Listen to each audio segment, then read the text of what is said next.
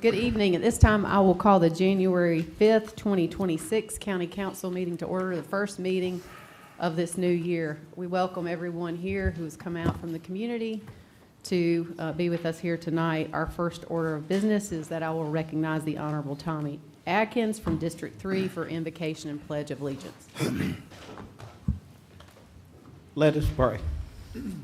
Dear Lord, thank you for letting us see another year. Dear Lord, I pray for wisdom, guidance, and help us tonight as we go through these proceedings. Lord, be with the downtrodden. And Lord, help everyone tonight and have a safe trip home. Guide us and direct us. Thank you for all your many blessings. In Jesus' name, amen. Amen. Pledge allegiance to the flag of the United States of America and to the republic for which it stands, one nation, under God, indivisible, with liberty and justice for all.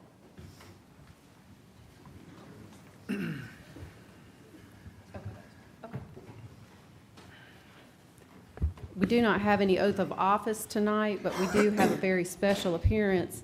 At this time, I will recognize Sheriff Breeden to come forward, and we're going to recognize Tamara Hogg for her service and retirement with the York County Sheriff's Department. Thank you, Council. We're here to honor Tamara Hogg, who's retiring after almost 28 years of service in the detention center. And Tamara, you can come on up. There's one thing you and I have talked many, many times over the years. Your impact can't be seen just inside this room, just inside anything else. We always talked about, your life is just a blip on eternity. And even with that 28 years, and that 28 years is a long career in corrections, most people don't get anywhere close to that. And the 28 years is just a blip on your life. And you can see the group that's back here in uniform and out of uniform, some current, some past. And that doesn't even talk to the number of people that you had an impact on. And that includes me. The amount of times you had to yell at me for different things over the years, things I should and shouldn't be doing. But we are grateful for the 28 years. We are grateful for everything that you've done for us. I've got a whole lot more comments that I'll wait till the party when I can talk about all the crazy stories. But the public, the general public, will never know, one, what we do on a daily basis in the jail, but they will never understand and truly understand the impact that you've had on all of us. So thank you. We love you. Thank you. Like Chief said, the average person has no idea what it takes to work in a jail. And if you think about it, she essentially did 14 years of her life in jail. And law enforcement is an out of sight, out of mind. And when you look at retirements, and even in this room, you have not seen this kind of representation out of people that have retired. And we have had several retire, and this year, but nobody has ever left the sheriff's office that, to most people's eyes, is irreplaceable. And Captain Hogg is that. She is the heart and soul of a detention center. She is the figure that everybody could not live without. And this was one of the hardest things that I've seen, is the prospects of replacing an irreplaceable. And, the impact that she had cannot be stated enough. And like I said, there's been people come in here that had one person, two people, their family, but to see the representation of people on and off duty is a testament to who she is. And nothing that we can do for her tonight is justice to what she has really earned and has meant to this county. And I hope the people of this county can truly understand and realize what she has meant to all of us. And I'll never be able to express to you how grateful I am for you. And all these people feel the same way. Thank you very much. Thank you.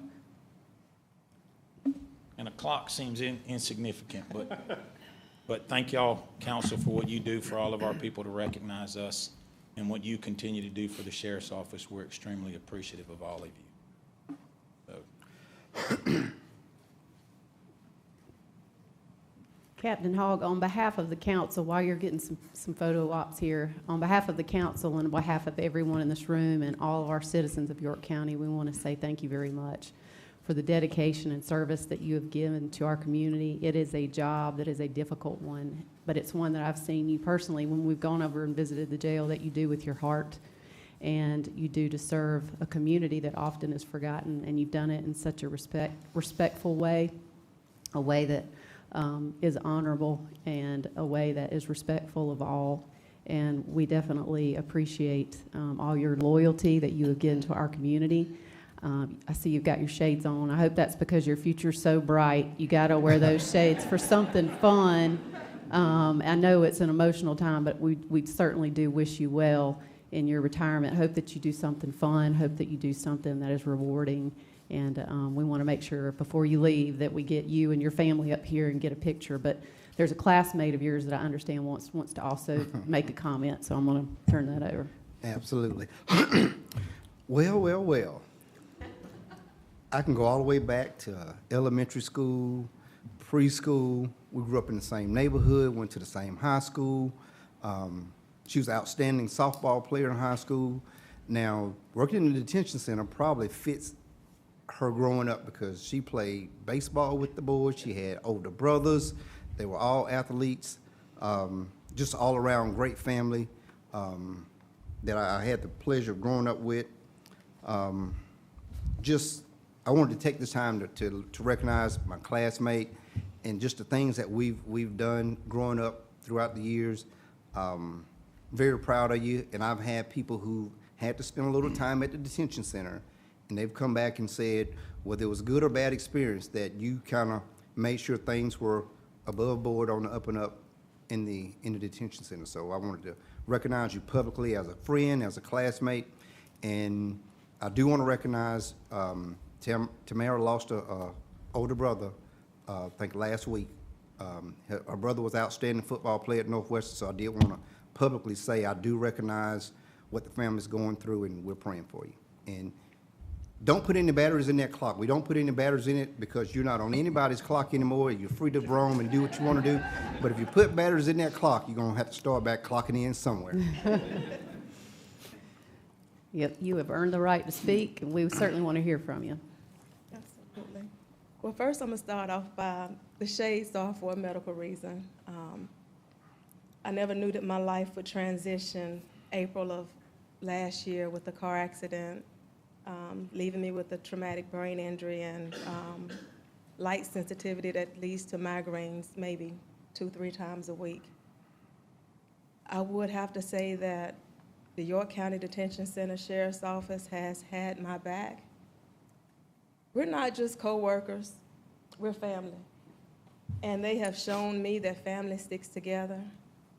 We've cried together, we've prayed together, we laughed together. And I don't think people realize what officers do. We're not just people who hold people hostage in a jail until they make bond or go to prison. But we're teachers, we're counselors, we're nurses, we're cleaners. We bathe people who can't bathe themselves to keep them to have their dignity. We love people beyond measure when they come inside of that jail with a godly love. So when they leave there, they'll know that somebody cared about them. We see inmates in a way that most families will never see them. We get them in, we detox them, we care for them, and we see how smart they are, how articulate, how just they have so much love. But life deals some people a bad hand, and by grace and mercy, it could have been us. And my stance every day at the jail was, the only difference between me and you is the color of my uniform. And I work for York County part-time because I work for God full-time.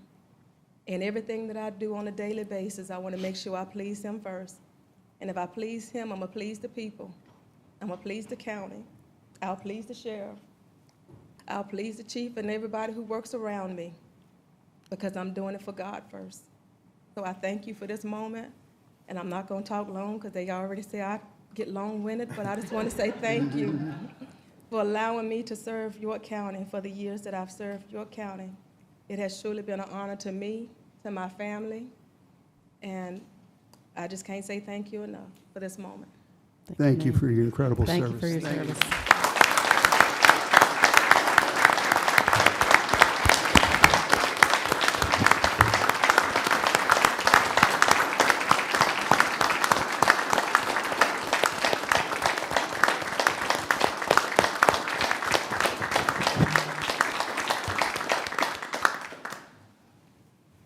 If we could scoot in for a picture, and if you want to bring as many family members as you want.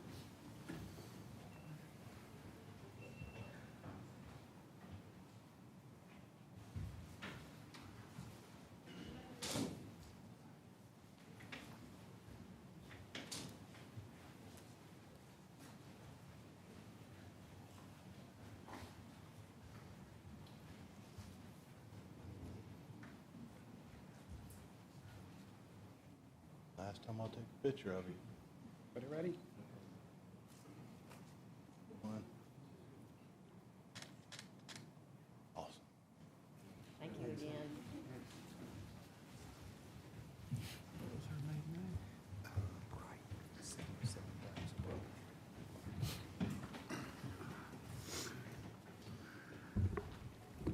What wise words to live by if all of us would take those responsibilities the same.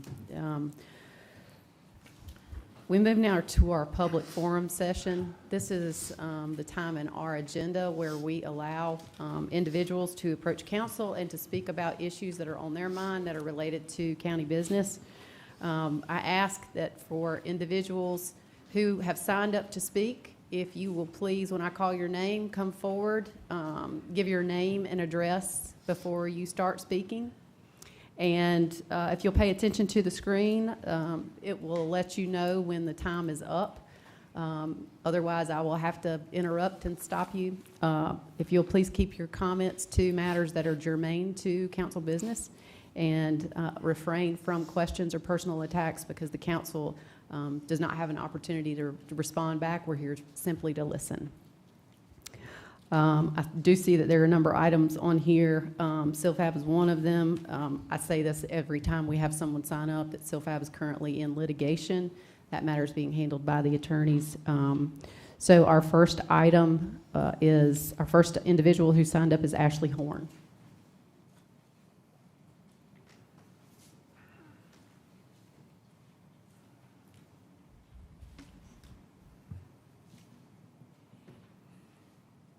Thank you. Hi, my name is Ashley Horn, and I live in Regent Park, less than a mile from SILFAB. I'd like to start off by asking anyone who supports moving SILFAB to an appropriately zoned location to please stand.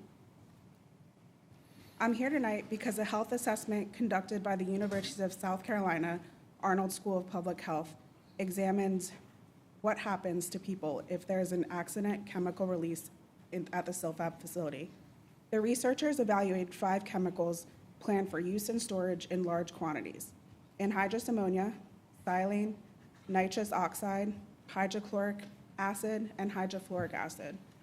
Using federally recognized Aloha emergency modeling, the same tool used by the fire departments and emergency planners nationwide, they found that in multiple scenarios, toxic concentrations capable of causing life-threatening or irreversible injury can form and travel miles from SILFAB. The critical issue identified in the report is time. Dangerous conditions can develop within minutes and in some cases within seconds of release. Children do not have minutes. They have no warning, no protective equipment, and no ability to self-evacuate. USC confirms that these releases scenarios are credible and foreseeable based on normal industrial operations and failure conditions. These health risks were never evaluated during permitting. That gap is now filled. And because documented health risk is what triggers government authority, how exposure unfolds in real time matters. That is why response time and irreversible harm are central to this discussion, and why these findings are especially concerning for Flint Hill schools and surrounding communities. Thank you. Thank you, ma'am. John Worth. Good evening. My name is John Worth. I live less than 1 mile from Silfab on Amberley Crossing in Bailiwick. The USC Health Risk Assessment explains how people are harmed by exposure to Silfab's chemicals and why those scenarios are realistic. Silfab will store and use large quantities of these highly hazardous chemicals. Anhydrous ammonia creates immediate dangerous conditions that can extend more than 2 miles from the site.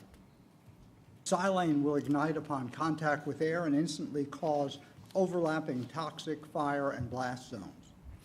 Hydrofluoric acid causes deep tissue injury with fatal outcomes that are delayed with children at the greatest risk. The key issue here is response time. Under ideal conditions, fire and hazmat response is measured in minutes. Nowhere can emergency teams arrive in seconds. During those minutes, a chemical cloud will not wait. It will move with the wind.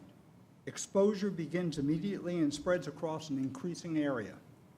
The modeling did not include cascading failures, chemical interactions, transportation accidents, or malicious acts. Scenarios used, therefore, are not worst case. Flint Hill will place more than 1,500 students near the facility. Homes, healthcare facilities, senior living centers, and I-77 are all within the exposure zone. Exposure begins long before responders arrive. Once exposure occurs, no permit can undo it, no response team can reverse the damage, no legal process can unexpose a child. When exposure begins in seconds, authority delayed is authority denied. That is why the law, as confirmed by the South Carolina Attorney General, clearly gives this council police power authority to act. Silfab knows the risk. You know the risk. It's time to act. Thank you, sir. Brandon Langford. Good evening, council members. My name is Brandon Langford. I live in Halts Creek Parkway in Fort Mill, and I'm here tonight to address one document that fundamentally changes the narrative you've been given. The July 14, 2025 letter from the South Carolina Attorney General. For months, council has been told through staff statements and an official county news release that you lack authority to revoke Silfab's permits and that your hands are tied. That statement was false. The Attorney General makes this clear. Zoning is a legislative function. Protecting public health and safety is a paramount concern, and County Council retains police power authority to act when a permitted use threatens health, safety, or welfare. The letter explicitly states that reliance on previously issued permits does not override your authority to act. There is no absolute vested right in a permit when credible safety risks exist. Yet the May 27 county news release told the public that council has no power to revoke permits and that asking you to act is not viable. That directly conflicts with the Attorney General's legal analysis and South Carolina case law. This council has been misled. This matters because the Board of Zoning Appeals issued a 5-0 unanimous ruling that this use does not belong in a light industrial zone. Staff ignored that ruling. Permits continue to be issued anyway. Now, independent health and engineering analysis confirm that this facility presents real risks, especially given its proximity to schools and neighborhoods. The Attorney General has made your authority clear. The final question is not whether you can act, it's whether you will now enforce the BZA ruling and direct staff to comply with the law. Thank you, sir. Thank you. Frank Jernick.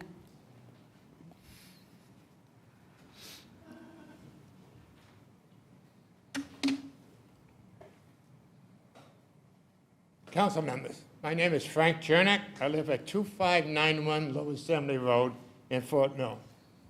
I'm here tonight to speak about this council's responsibility to enforce zoning ordinances. The BZA has now formally affirmed its May 2024 unanimous ruling that this type of solar manufacture is not permitted in a light industrial zoning district. That ruling explicitly names Silfab. BCA is defending its decision in court because zoning enforcement matters and the rule of law matters. The existence of litigation does not suspend this council's duty to enforce zoning ordinances. Courts decide appeals. Councils enforce laws. Those laws are separate under South Carolina law. South Carolina code requires zoning compliance before permits are issued. In this case, zoning compliance was never applied for and never granted. Instead, staff relied on a zoning verification letter. Verification is not compliance. It does not satisfy the statute. The BCA has ruled unanimously that the proposed use was not permitted. Under the county code, that ruling is binding on staff unless overturned by a court. Staff does not have the authority to ignore it, reinterpret it, or work around it. County code is also clear. A certificate of occupancy cannot be issued without final zoning compliance approval. That approval has never occurred. The health risks are now documented. The Attorney General has confirmed your authority. The BCA has ruled. The law is clear. The risk is real. Enforcement is now your responsibility. Thank you. Thank you, sir. Chris Thompson. I may interrupt. We have some materials carefully created for y'all. Can I pass them to the clerk? If you give them to the clerk. Thank you. Yes, sir.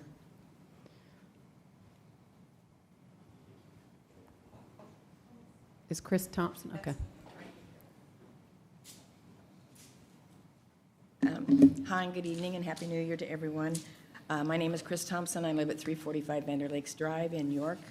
I am a District 2 resident, and I'm speaking on behalf of other District 2 residents who are extremely concerned about the data center that's going in at Highway 274 and Campbell Road, and with proposed expansions over onto Parham. You have before you a packet of questions and concerns that we have prepared to see if you can enlighten us about this a little bit and maybe ease our concerns. So I won't take any more time. I just want you to know that we are very concerned. We want to hear from you. We hope that you can get us answers before the QTS meet and greet that was announced in a flyer we got in the mail. It comes around in February. Thank you. Thank you, ma'am. One thing I neglected to talk about before I started with the open sheet is that when we have public hearing items on an agenda, we ask that folks wait who are signed up to speak on a public hearing item to speak in the public hearing when that comes up. The reason for that is we want to make sure that your comments are connected to the item that is related to that, and sometimes that gets confused. If there's someone, when I call your name and you have, and you're here for a public hearing item, again, we ask that you wait for that public hearing item to speak. If you have to leave and you cannot speak at that point in time, then certainly I'll give the 2 minutes for that. But we asked, I think that we'll be able to move through these fairly quickly. So I asked that if you're one of those, that you consider that. Nancy Manning, that was for a zoning matter. Can you wait for the public hearing item to come forward? Okay. Wade Ferry, it's for a zoning matter as well, which is on the, can you wait for the, okay. Scott Kokenauer.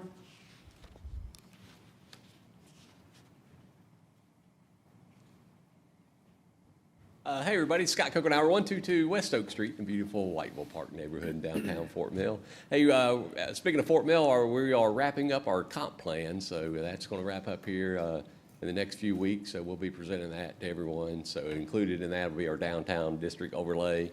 Great things happening in downtown Fort Mill. If we can produce some of the things that come off of that, and then our Parks and Rec long-range plan will be presented too. So anyway, those are coming up for us to look at.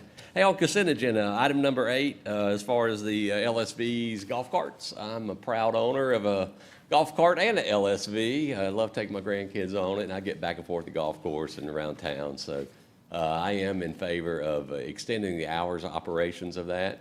I live in District 1 downtown. If I want to go to the river, I do cross under 77. I go into Mason's Bend and take my grand dog down to the river. We walk there. So I know at the one meeting there was talk about only being able to cross at a stoplight.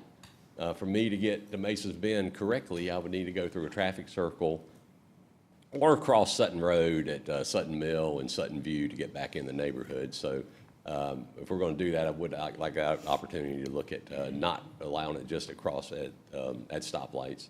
Also on a rental property in the orchards, so to get to the dog park at Carolina Orchards, you got to go into the traffic circle, down York Southern, down Hammond to get to the dog park. So that's another reason why crossing roads at just traffic lights in that situation wouldn't work also. So anyway, just as we're looking at this, I think it's a great opportunity for us to introduce that to the county and everything. So thank you for your time. Have a great week. Thank you, sir. Claude Burns, it looks, can you wait for the public hearing? Thank you, sir. Florence Green, looks like that person signed up for the detention center, so I think they were. All right, that concludes our public forum portion of the agenda. My understanding is as we move to the consent agenda that one individual on the council has requested that item number 8 be removed from consent, which is allowed. That item will now go as number 3 in new business. Are there any other removals from the agenda? All right, do we have a motion to approve the consent agenda as amended? Motion to approve. Second. Motion and a second. Any discussion? All those in favor say aye. Aye. Any opposed? Hearing none, consent agenda as amended is approved. We move now to our first public hearing item. This is a rezoning action. Hold a public hearing and consider first reading case number 25-49, tax map number 670000059 and 60, to rezone from UD to RMX 6.34 acres in District 4. Good evening, Council. Tom Snoon, Long Range Planner. Excuse my voice, I'm still recovering from a bit of a cold. But this is case 2549, looking to rezone from urban development to RMX 6. Each of the parcels are about 9,000 square feet on Ridley Street in Rock Hill. This area of Rock Hill specifically is just south of Highway 21 and west of I-77. So the applicant is proposing to build single-family detached homes on each parcel. There's currently one derelict building on the central parcel there. You can see the zoning, mostly urban development with some touches of residential single-family 30. And the featured land use reflects municipal infill.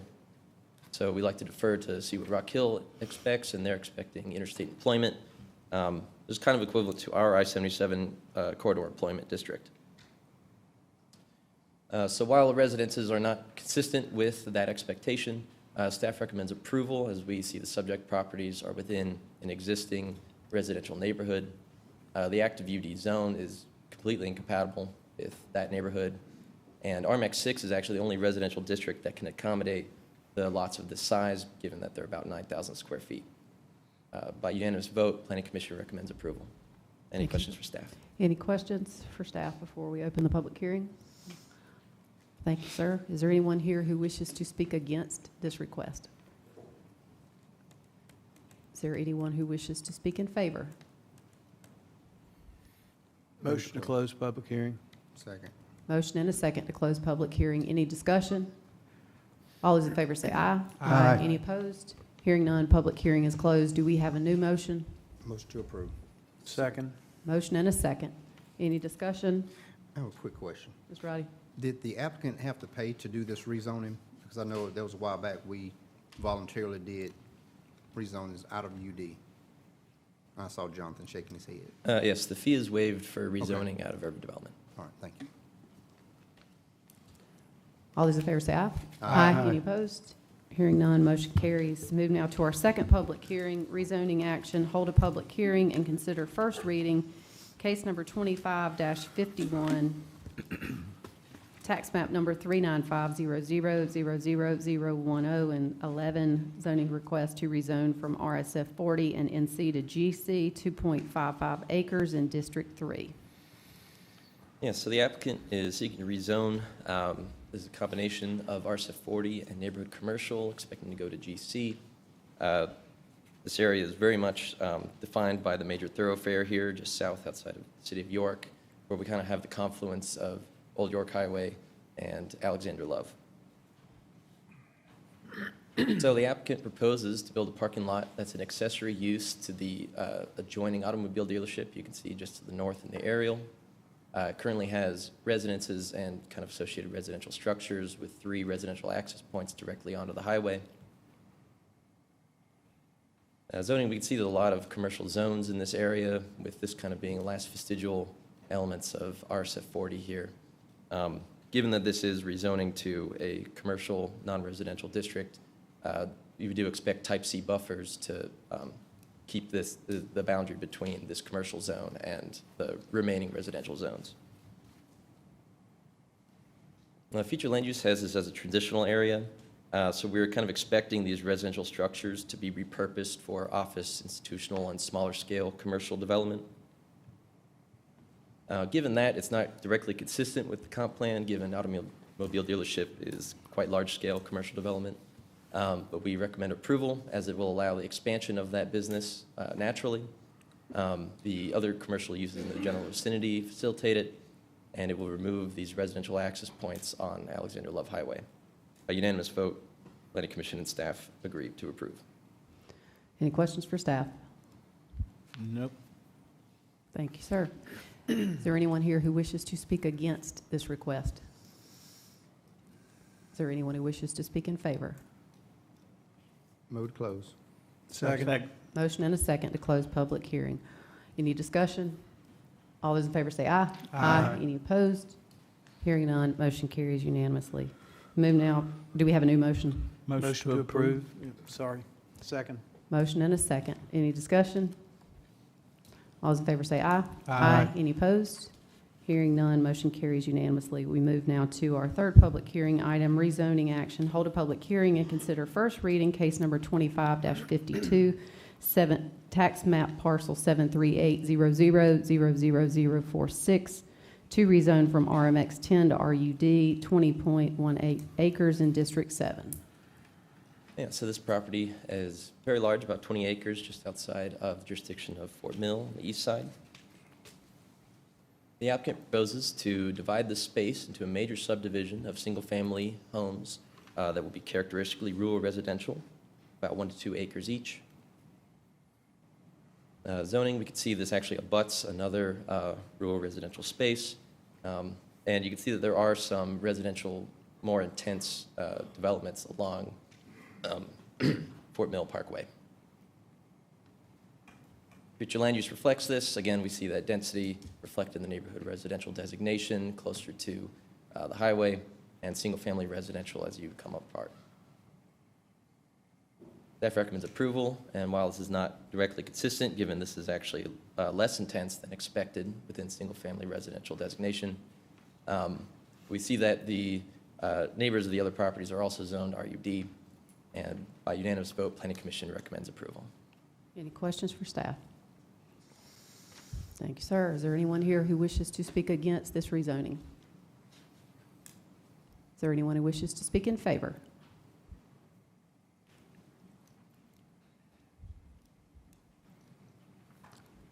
Hey everybody, Scott Coconut, 122 West Oak Street, beautiful Whiteville Park neighborhood, downtown Fort Mill. Hey, this is a great thing as far as we can get rooftops, but lessen the density. This is a great thing for the Fort Mill area. Fort Mill School District allows family owners to sell their property, which they have the right to in the state of South Carolina. So this, I'm all in favor. Thank you. Thank you, sir. Do we have a motion to close public hearing? Motion closed. Second. Motion and a second. Any discussion? All those in favor say aye. Aye. Any opposed? Hearing none, public hearing is closed. Do we have a new motion? A motion to approve. Second. Motion and a second. Any discussion? All those in favor say aye. Aye. Any opposed? Hearing none, motion carries unanimously. Move now to our fourth and final public hearing. Rezoning action, hold a public hearing and consider first reading case number 25-53, tax map number 51400000077, to rezone from AGC to RUD, 5.89 acres in District 5. Yeah, so this parcel is just beyond the Ogden Road Highway 324 intersection. Unfortunately, when I drew up this map, I kind of hid it under the key map in the top right corner. This is about 6 acres, looking to be subdivided into about 3 homes. The applicant suggested 2 or 3. The idea being that with 3 roads abutting it, Mobley Store, Lark Lane, and on the bottom Englewood Road, there'd be 3 separate private residential access points. In zoning, we could see this is kind of on the edge of agriculture, conservation, and rural development. This property does abut a RUD property to the north. And future land use shows that pretty closely. Again, kind of right at the edge of agriculture and rural residential. We've seen that rural residential designation kind of creep south as the road networks kind of become more dense and more access points are generated, kind of facilitating, again, that more residential feel to the space.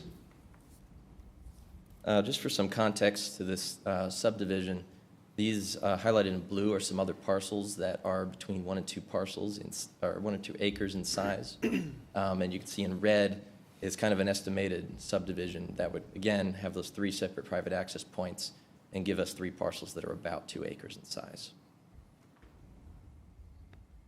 So while this is not consistent with the comp plan and future land use map, again, that rural residential space is still kind of to the northeast near the intersection. We do recommend approval as we see this, that rural residential space continue to organically follow the road down south. The neighbors of the other properties are zoned RUD. And the subject parcel, again, has that road frontage on 3 separate access points. So by unanimous vote, Planning Commission recommended approval. This is my district. I do have some questions. These are questions that I've already asked and addressed with staff.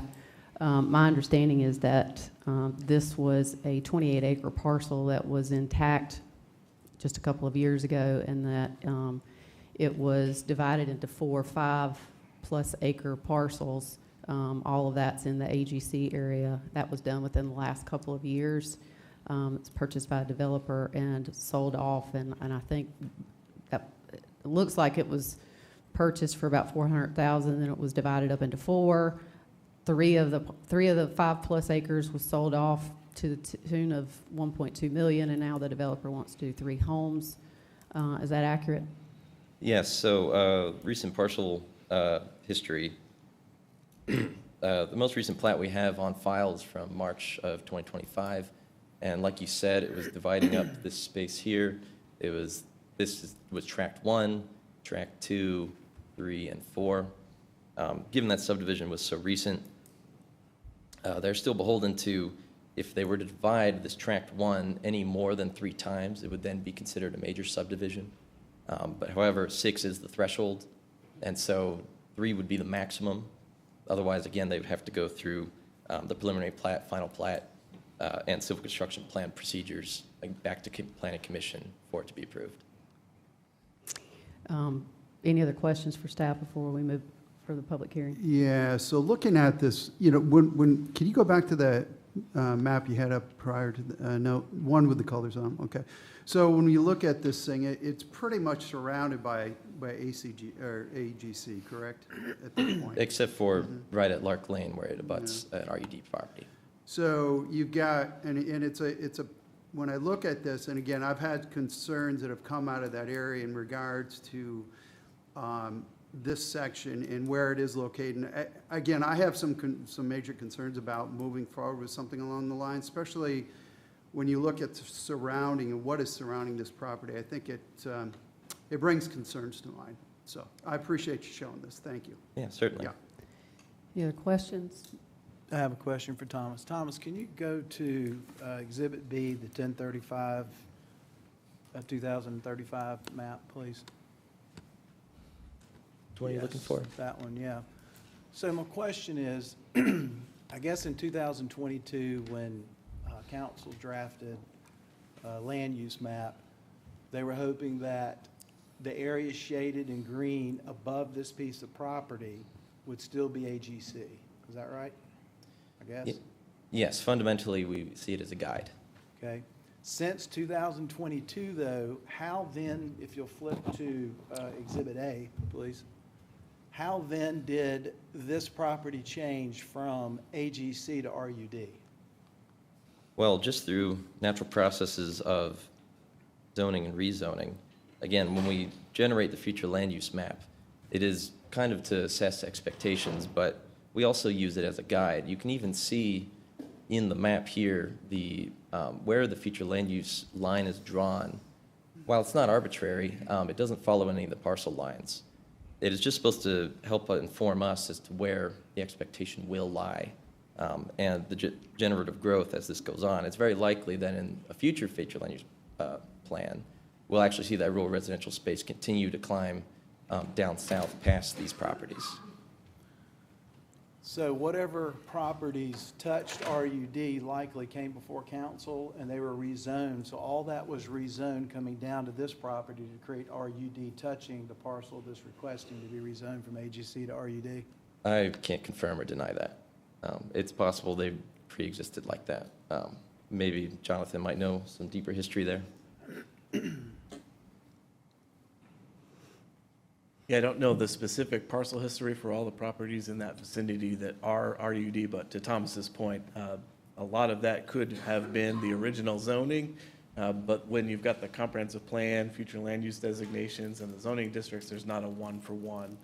They're broad-based categories in the comp plan as future expectations for land. So there could have been a possibility that, going back to Exhibit B, that when it was drafted, there were individuals hoping maybe the RUD would turn into AGC moving forward if they were RUD? Yeah, so, all of the land use designations, they're, what the aspirations for future land uses might be. Sometimes that's one-for-one with what's already there. There's not an expectation that anything's going to change, but sometimes there is an expectation that something is going to, in most cases, develop into something more dense, but there can be instances, and this area seems to be one of them, where there's a hope that agricultural might expand versus rural residential doesn't. Right, okay, thank you. I have a quick question. I don't know who can answer. So what was the original parcel size? I know you mentioned 28 acres. 28? And how many times has it been split so far since 2022? Just the once into these 4 tracks that you see.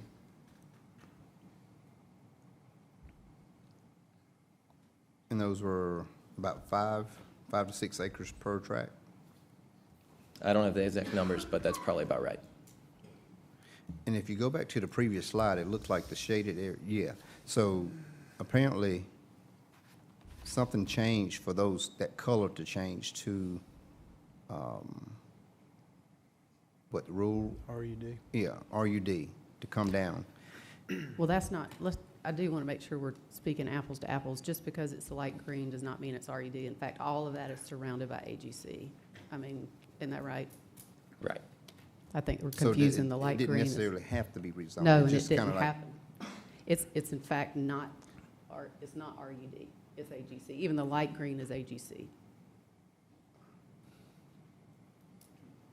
And so do we have a problem with, I mean, I know we've had conversations up here about whether it's family members, but we know this is not a family member situation, splitting the acres up. So is there a problem with, is there a reservation of not allowing them to split it down to more home use? I think that's probably debate. If we have any Okay, more okay. questions for staff, then we can get into the debate, but. I've got one. Yeah, I'm good. I just have one question. Is Angelwood and Lark, are those private roads? No, those are not private roads. Those are not private. Okay. I guess a clarifying question then, based off your question, if you'll go back to Exhibit A. So are we saying the light green is not rural development, RUD? So the zoning district is hopefully more close to the active reality on the ground right now. So everything that you see in light green on this map is currently zoned RUD. Right. So the piece of property touching this piece of property is RUD. That's right. Thank you, thank you. Just want to make sure. Because the color didn't show that on the other map. Well, because that was the 2035 map. Any other questions for staff? Okay. No, thank you. Thank you, sir. Thanks, Thomas. All right, is there anyone here who wishes to speak against this rezoning? If you'll come forward and give your name and address.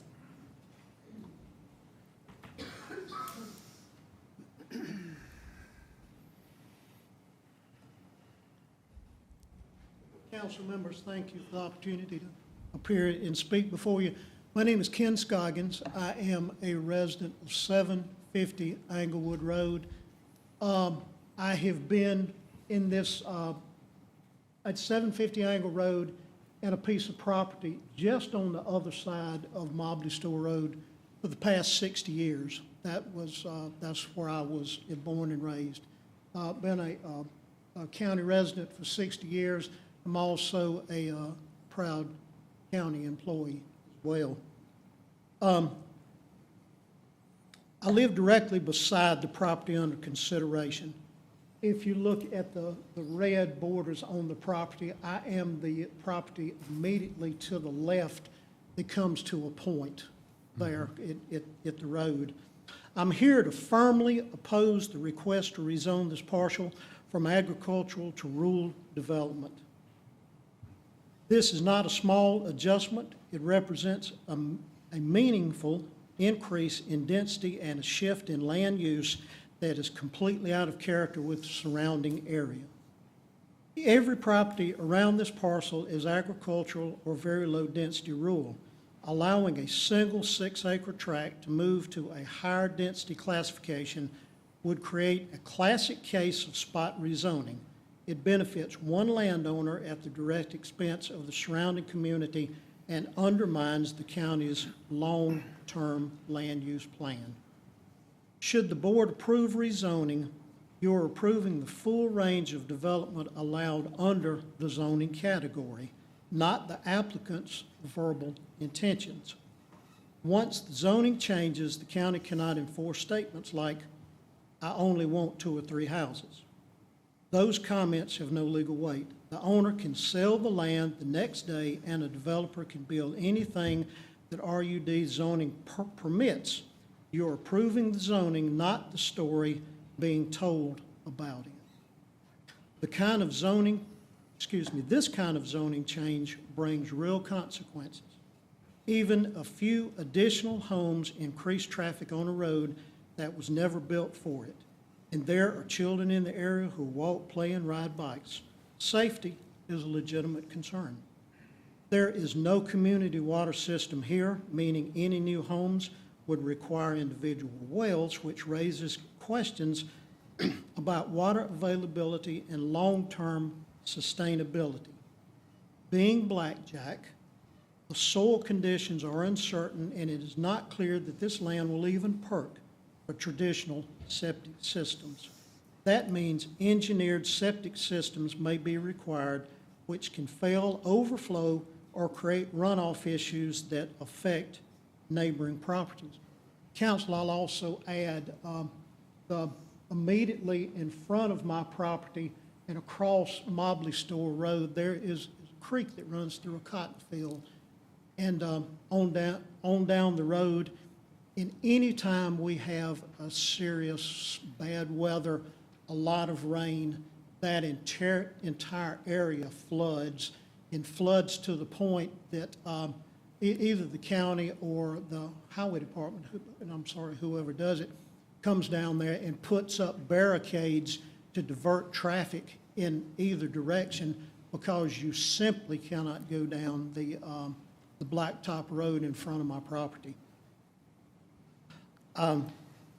More houses also mean more noise, more lighting, more impervious surface area, and more runoff, all of which can create drainage problems for adjacent landowners. And let's be honest, increasing density beside established rural homes has a direct negative impact on property values. I want to be clear. The neighbors and I prefer the land remaining exactly as it is. We value the rural character, the open space, and the safety of this area. What we oppose is any rezoning that opens the door to more houses, more traffic, more wells, more septic systems, and more long-term impacts than this land and this community can reasonably support. This board has a responsibility to protect the integrity of the community and to avoid setting a precedent that encourages more parcels to seek higher density zoning in rural areas. Approving this request would send the message that any landowner can carve out a denser development whenever they choose, regardless of the impact on neighbors. I respectfully ask the board, the council, to deny this zoner request and preserve the rural character, safety, property values, and long-term planning vision of this community. Council, I beg you, don't let development come in and decimate an area that I've lived in for the past 60 years. Thank you very much. Thank you, sir. Is there anyone else who wishes to speak against? If you'll just come forward as soon as, if you want to speak, if you'll just be prepared to stand up when the other speaker is done. Thank you. My name is James Kearns. My wife and I live on Anglewood Road, which borders the property that's been asked to rezone. I've lived in this area all my life, within 5 miles of this property. We bought in that area because of what the county rules said. We wanted that 5-acre agriculture development type lifestyle, so we bought 10 acres. And we oppose having this 5 acres split up. I know the gentleman has said on his packet that we got from the county that he would want to build 2, maybe 3 houses. But that's only an intention. That intention is not valid once it's approved, and it can't be reversed. Then it could be possibly 6 homes. If you're not familiar with, some of you are, there's water standing in the fields 2 weeks after a rain in the Blackjacks. To put multiple homes on a small area that already has poor drainage that's designed to plant cotton and corn, it can stand 1 house. But to put the possibility of 5 homes, I have no degrees as far as environmental. I only have common sense that the impact that many homes on a small parcel of Blackjack land would be an injustice to the people that's going to buy in advance. They would be punished before they ever bought the property. So I respectfully ask that for the integrity of the rural community, is why we bought there. And in addition to that, if there's any indication that we're trying to preserve that, there's a home being built on 10 acres immediately across that was part of that property. So if there's any indication that we're trying to preserve the rural integrity, that's there. That's happening. And to punish these people that's trying to help with that is not fair. So respectfully ask that it not be allowed and that we can continue. And whoever wants that property can build a home on 5 acres. And it seems to me in closing that those that are trying to explain to us, they don't have much idea what we're looking at. So please, give it careful consideration, because the long-term effects and on our health, possibility, environmentally, in addition to our property value. We abided by the rules that the county set. We wanted it that way, and we were told, although verbal, that long-term would be the preservation of the agriculture community. And that's what we strive to do. So thank you for your time.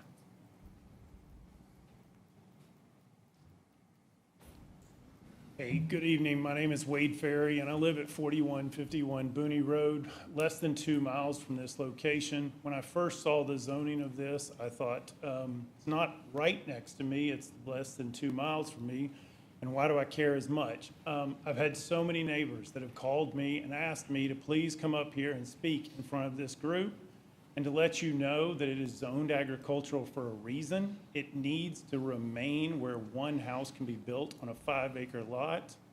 It's already been split into 4 lots, And I think you've already heard enough arguments from the two other neighbors that live directly beside it, why this is such an important decision. But it's become more and more obvious to me the more that I have had people calling and telling me, please go and make sure this honorable group knows. So I respectfully am requesting that you also vote no and oppose this. It must remain agricultural. Thank you.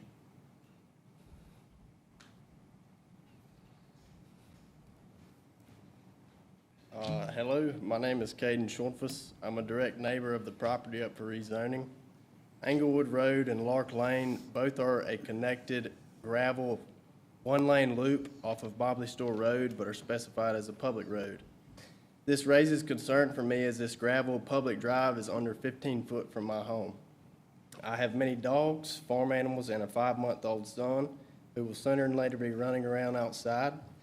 This rezoning proposal would cause much more traffic directly past my front steps via delivery services, contractors, and new owner traffic. This draws concern to my animals, the sustainability and ease of use of said one-lane road, and of course my family. This parcel has been broken into 4 plots over the time period of a year or so. Rezoning this plot to residential means up to 5 new homes on 1-acre lots. Even if the proposed 2 lots were approved, they are subject to being further divided based on the RUD1 zoning district. This blackjack dirt does not perk, raising another concern of well and engineered septic spacing issues. Will the land even be able to withstand the demand? I'm not here to step on any toes, but we have seen what happens when deep pockets get a hold of big tracts of land in the community. They're chewed up and spit out for nothing more than a green dollar profit, with no concern for tax-paying neighbors and citizens, history, farming, wildlife, as well as ways of life. We see it all too often, beautiful properties swarmed by developers and corporations, causing an influx of overpopulation, traffic, and hardly a tree left standing. Rock Hill will one day become that if we do not hold the line on currently registered AGC districts. My vote is the strongest no on the matter, and many others hold the same similar values. We shall keep and preserve the county, not only for future generations, but for the better of our city. Thank you. Hi, I'm Dan Scoggins. I worked for county for 27 years. I was a commercial residential building inspector for 20 years. And most of this all been covered for them, but I live 2 miles on the other end of Ogden Road from this property. And I'm explaining to you about the blackjacks. That's what this land is, all blackjack. And what that means, you got about 12 inches of dirt sitting on top of what they call bull tallow, which is clay. And when it rains, the water has nowhere to go. Like they say, it just sits there. And what runs off floods a creek. You cannot use the road. And it's the same problem. It's about the density of the houses. They have the same problem on Bridgewater.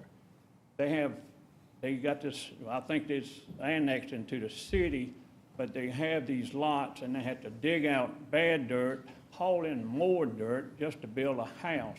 They have to have, and another property on Millen Road, I think somebody told me one fella had to pay $60,000 for an engineered septic system. And he dug a basement and it floods. He can't use his basement. He can't do anything with the basement for the floods. So if whatever you want to do, but I'm telling you that's a perfect place for one house. Because once you put a bunch of houses in there, there's nowhere for that water to go but just sit there. That land is flat. If anybody knows, I know some people in here know exactly what I'm talking about. That land is just flat as a pancake, and the water just sits there. So, and that's all I have to say about it. Okay, thank you.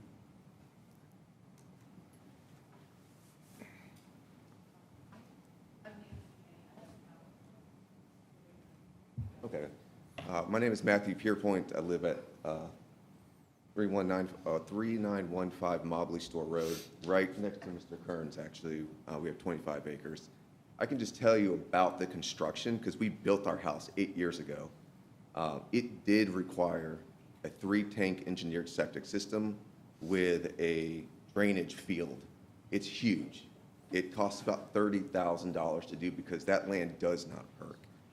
We also built a horse barn on that property as well.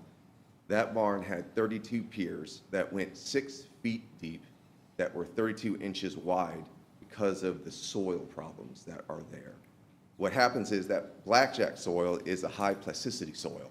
It shrinks and contracts throughout the year. And so if you're on it in the summertime, you will see there's 3-inch cracks all the way through it. It's hard. But in the wintertime, I've gotten a dump truck stuck up to the axles in it. So what we've had to do for our house is we had to dig 3 feet deep down to basically hard rock bed and had to reinforce it with rebar and concrete just to get it so it wouldn't crack. The problem with subdividing it even more is that I know there's restrictions about where a well has to go with the septic system because we've already gone through it. You're going to be pushing the limits of being able to do that and have enough space. It's pretty horrible to build on. I've done it. We've spent probably a couple $100,000 in expenses because we found a piece of property that we never want to move from. And it's going to be pretty horrible if the construction people do not understand that soil. I'm from Virginia. I didn't understand it until I moved there. We have 1,000 feet of driveway.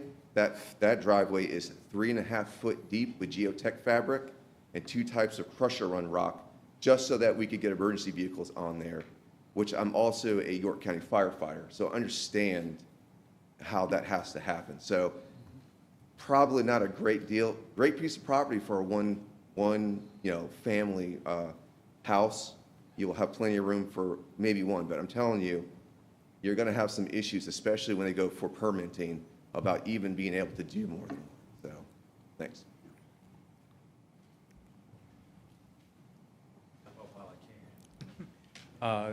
Good afternoon, or well, good evening. My name is Jonathan Nazir. This entire parcel was a part of my family's parcel. Through heirs property, it got sold. My family and I were able to obtain roughly about 13 acres, which is the larger, the 4th tract that's there. And we're already going through some of the preliminary work. And as the gentleman alluded to, he's right, that blackjack is going to cost us a considerable amount when we try to build one single home. We are farming on the land right now. My uncle owns the property just to that the actual plot line coming down off of Lark Road. He owns that land. The family still owns that land to the right of that. We purchased land because we wanted for it to continue to be agricultural land. We purchased it for the fact that we wouldn't be on top of other folks and have a bit of privacy as well as some distance from our neighbors. And so on behalf of my family, we would oppose this being approved for anything other than what it currently stands as. So thank you for your time.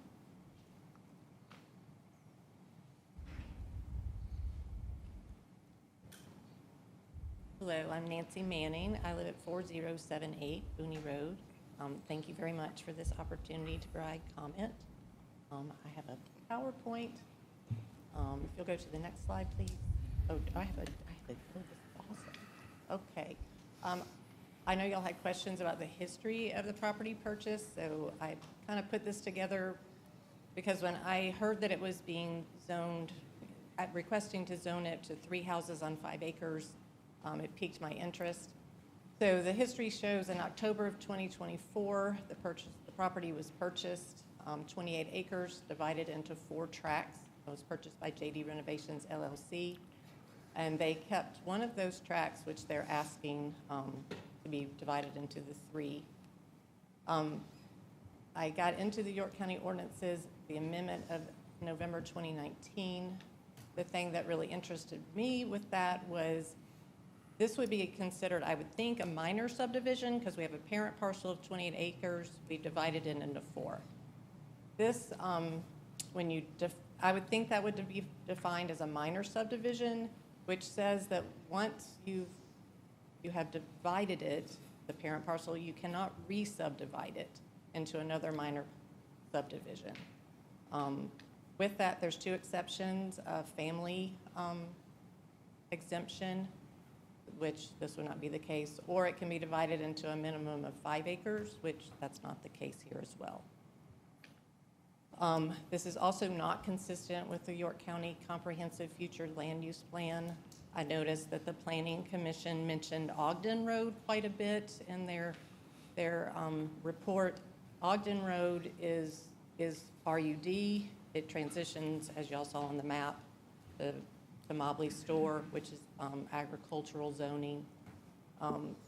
They also mentioned that the property, there's only one property that's RUD. That's that one to the left that you all saw, that upper left. That's 42 acres. It was my understanding, and they mentioned that that was a family exemption. That's how, so that would not apply in this case as well. There's no family exemption here. People have already talked about the surrounding area. These are some of the rezoning cases that have happened in District 5 for residential. None of them have asked anything within what this is asking. This is asking for less than 2 acres. The least one I saw was 4.84 acres, and that was part of, for one house, and that was part of a 9.84 parcel, 5 acres for one house, 4.84 for another. And so with that in mind, I would request that you all not approve, because it's not consistent with the ordinance, not consistent with the future planning, and I really am concerned about the precedent that it would set if you did pass it. Thank you for your time. Thank you, ma'am. Is there anyone else who wishes to speak? Is there anyone who wishes to speak in favor?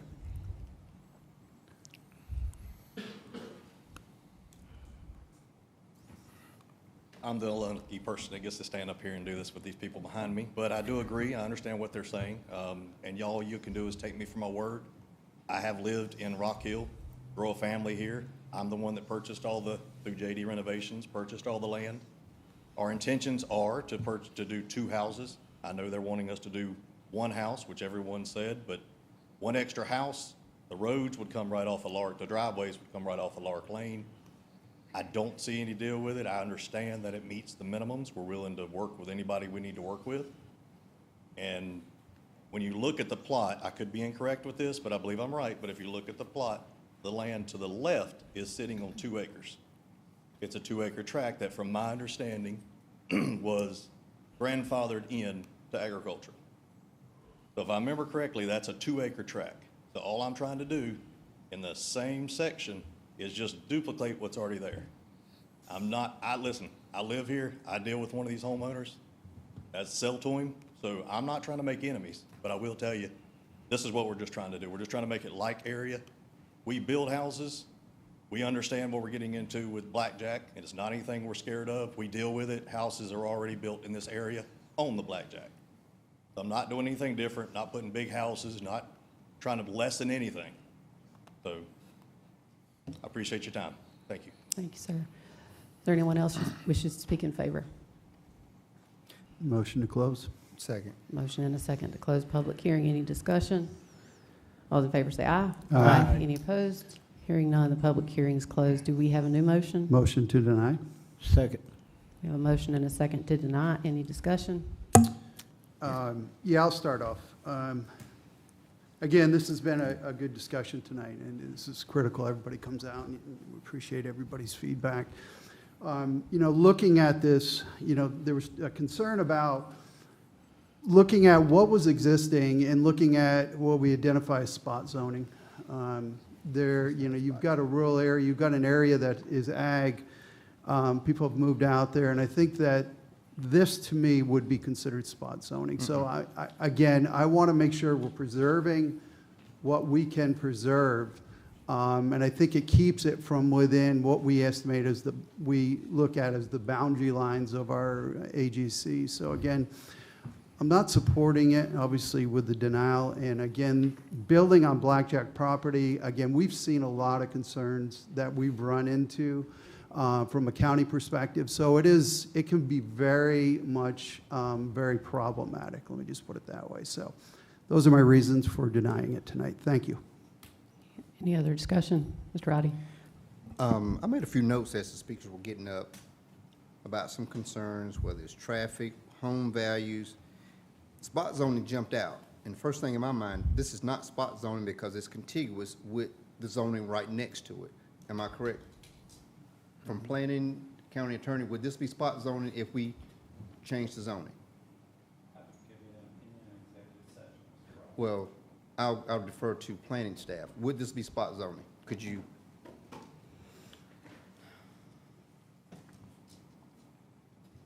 So, in alignment with the county attorney's statement, spot zoning is a judicial decision. So, someone would have to challenge a legislative zoning action made by county council, and a court would have to hold that it is indeed spot zoning. So, without a court judgment, we wouldn't be able to definitively say if it's zoning, spot zoning or not. But we typically refer to the three legs that courts have leaned on when they consider these cases. One is it contiguous or part of the district that's being requested, as you pointed out. Second is it in alignment with the comprehensive plan? And the third being, is it exclusively beneficial to the property owner that owns that property? And typically, the courts look for all three of those things to be true. So it is contiguous with that zoning that they're asking for? Yeah, so as a lot of the folks have pointed out, the vast majority of the parcel edge is bordered against AGC, like the current zoning, but there is a small portion of it that is adjacent to RUD as well. Okay. And thank you. And the reason why I wanted to clarify that, because, you know, people throw those terms out when they don't really know the legal background part of it. And when people throw spot zoning at this council gets nervous because we don't want to do anything to get us in trouble or do anything wrong. I just wanted to clarify that point to say it would not be spot zoning, so that's not a legitimate reason for this council to say it's spot zoning, we're not going to approve it. There may be some other reasons why somebody may not vote for it, but it's not spot zoning. Just want to make that clear to everybody listening or has a concern about it. The next thing that I was kind of under the impression as the different speakers were getting up to say that the person was wanting to do 3 homes up to 6 homes. And my question to staff again, is there any deed restrictions that require 5 acres in this general area? Because I know we've done rezonings and citizens have come and said, hey, we have a deed restriction that all property must be 5 acres. So if you break it down to anything less than that, that's a problem. So are there any covenants, deed restrictions that says this can't be rezoned down to less than the 5 acre tract? The deed restrictions are recorded with the Register of Deeds. They're not publicly mapped. So we'd have to do extensive parcel research, parcel by parcel, in a defined area of interest to discover if there are any deed restrictions that are along the lines of what you're describing. But we're happy to do that if you're interested. Okay. And the next thing that I wanted to kind of highlight was that if we're going from 1 home to 5 homes, that's a density issue. But if we're going from 1 home to 2 homes, which the applicant clearly said that's his intention, that could be put in writing that it can't be subdivided anymore, because we've done that when the applicant have expressed a genuine concern that addresses the neighbor's concerns. If the neighbors are saying they want to put 5 homes, the applicant says, I'm only looking to do 2 homes, we can put that in writing to say it can't be subdivided anymore, only 2 homes can go there. Whether council wants to go that route, I'm just throwing out the different options that we've done in the past to address the concerns of the surrounding citizens and neighbors, as well as what the applicant is asking for, because I would hate to be the applicant and someone says, oh, Bump wants to put 5 homes up there. I'm like, wait a minute, I only want to put 2. If we're going to deny it, let's deny it based on the facts of what the applicant said. There's an avenue to put in writing, only 2 homes can be put there. And I don't think that's a density issue when you're going from 1 home to 2 homes. 1 home to 4 or 5 homes, that's a different issue. So if we're gonna deny something, let's make sure we're denying it on the facts and be fair to the applicant who's genuinely said, stood in front of us. And if he's willing to put it in writing as a deed restriction, we've done deed restrictions in conditions to say only 2 homes can go there. I don't know if that'll satisfy the neighbors, but I'm just wanting to put the facts out, how we've done things in the past. I want to make sure, I'm here to make sure the facts are out, that we're fair to anybody that stands up there in front of us, because I would hate to be an applicant and something gets denied based on something that wasn't true. Doesn't mean this council's gonna go for it, but I want the general public to know we've done these type rezonings in the past, and it's not incumbent on us to say, well, he's gotta do 40 different things to build his house. That's on the property owner. I don't care how much he paid for it, I don't care how much he has to do to get it ready to build. If he's willing to tackle that challenge to dig 5, 6 feet deep to get a foundation, 5, 6 feet deep to do whatever, that's on him. Our discussion is, is it a detriment to the area? Would it change the character of the area to go from one house to 2 homes? I'll be the first to say that's not a density change. But there are avenues and ways for us to satisfy the neighbors as well as the applicant. Whether that satisfies the appetite of this council, that's beyond me, but I just want to publicly express ways that we can accommodate the applicant and the community by putting in conditions that it can't be subdivided beyond 2 homes. We've done that. We've done it on numerous occasions. So I don't want this council to deny anybody based on misinformation. So I just wanted to share that with the public and dispel the fact that this is a spot zoning issue. Any other discussion? Yeah, I would just want to bring up, I'm usually not in support of putting deed restrictions on properties. I hate this doing special occasions for every different thing that pops up. This one in particular, I wouldn't be against it. Nothing, the community coming out really does, affect it. If they're not in favor of it, which usually the community isn't in favor of a lot of things that involve any building of anything, it does make a difference of what the community wants. Like Councilman Roddy said, if it cost him $1 million to build a 1,000 square foot house, that's really not, in my opinion, not council's concern. If he has other issues with it, with the building, with, that's on him. The septic system, that's on him to figure out. But I don't know, I'm torn on this one. I don't think it would hurt a single thing. I mean, all the arguments against subdividing the property pretty much killed any argument that they were going to be able to build more houses than that. I mean, if you can't get 2 houses on there, you're surely not going to get 5 or 6 on it. And just the additional cost of trying to build a road on there to do a subdivision. I do understand the concerns of once it's rezoned, just because somebody said that they were going to do it, doesn't stop it.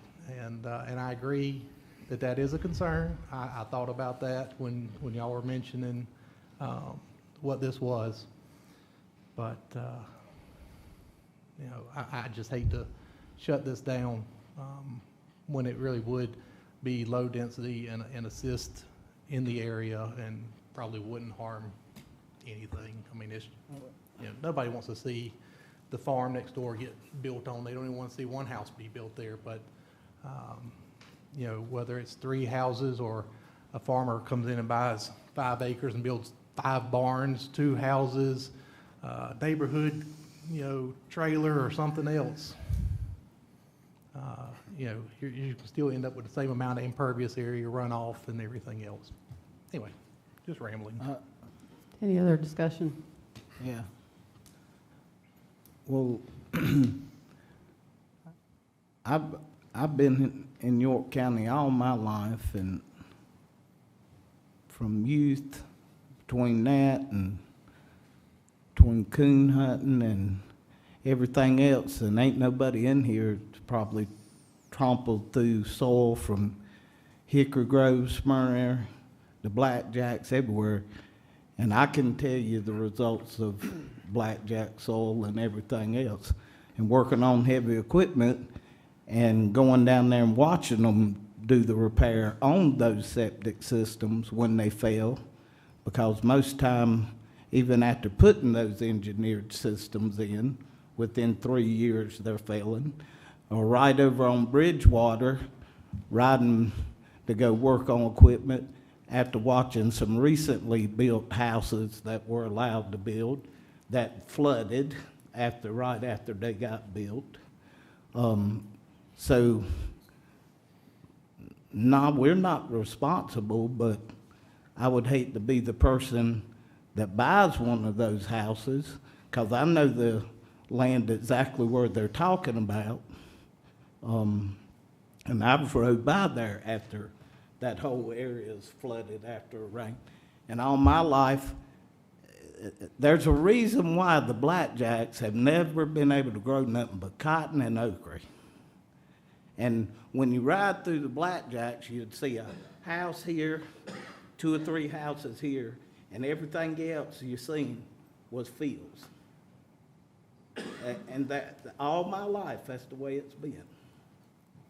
And that was always considered the farmland. Now, you go to Hickory Grove and Sharon up here, you got houses, but you got hills and gullies too. It was all that some folks could do just to get a garden in certain places. Now you get on over to Andy over there in Clover and all, you had some good flat land, pasture land. Rock Hill over here, they had some good flat pasture land, red dirt, everything. There's a lot of different, but even blackjack runs in certain areas on up into Rock Hill. But that blackjack soil, get a fertilizer truck or a bulldozer stuck in. You work for days to get it out. But I'm not in support of it. I know what the ground's like, but. Any other discussion? I do. Well, first of all, I'm a big proponent of abiding by rules, and one of the community spoke about that he abided by the rules. He felt like he needed to do that. So I think, kind of what's good for the goose is good for the gander. But we have a statement here in the executive summary that the request is to subdivide the parcel into 3 lots to build 3 new homes. So I'm confused why the gentleman got up and said, he swears that he's only going to build two homes. And I know beyond a shadow of a doubt, when you do rezone, you're open to anything. You can put your hand on the Bible, you can do whatever you want to do. But if he wants to build 3 homes and get up and said he's only going to build 2 homes, he can build 5 homes. So there you go. Any other discussion? Yes. Karen, can you pull up the Exhibit B right quick, please? And while you're doing that, I'm trying to be really sensitive to what I say, because many of you have called me, you've emailed me, you texted me, you're friends of mine, you're acquaintances of mine. So this is a really sensitive issue. Somewhat of what's already been said, though, the sensitivities of this issue is not what council's here to deliberate on, unfortunately, even though we're listening, right? We'd love to have solutions to blackjack, but we don't have solutions to that necessarily. If you'll go to the 2035 Exhibit B first.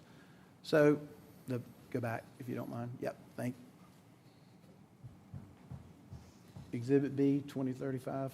There we go. Thank you. So, here's the thing. I feel like my job on council is to be consistent with my votes. So if I'm going to be consistent with my votes, I got to use the same logic each time I vote. So if I apply that logic tonight, what I do is I look at this map here of 2035, and I look on the north end of this map, and I see light green. And that light green, I'm pretty sure, is RUD. Now, what's happened is, since 2022, I believe it was when council created, I wasn't on council then, but they created the 2035 map. I think what's happened is, these individuals that own this land did not have their land in a conservation easement. They didn't have deed restrictions on their land. They just had it available to sell. Now, whether they sold it or their children inherited the property and they sold it to someone else, and they came to council, because the only way you can change a zoning is to come to council, and we go through 3 readings like we're doing tonight, unless this is voted down tonight. It goes through 3 readings. So now if you'll go to Exhibit A, all that dark green has gone to light green, which tells me that council voted 3 times to approve property getting rezoned from AGC to RUD. And the reason they did that was because the AGC property was touching RUD, which is the same logic we've used, or I can't speak for the council. It's the same logic I've used when I voted on this consistently, I'm pretty sure, every time since I've joined council. If it's touching another designation of zoning, then I have voted for it. And now, why would I vote for it? Quite honestly, I believe in the property rights of individuals.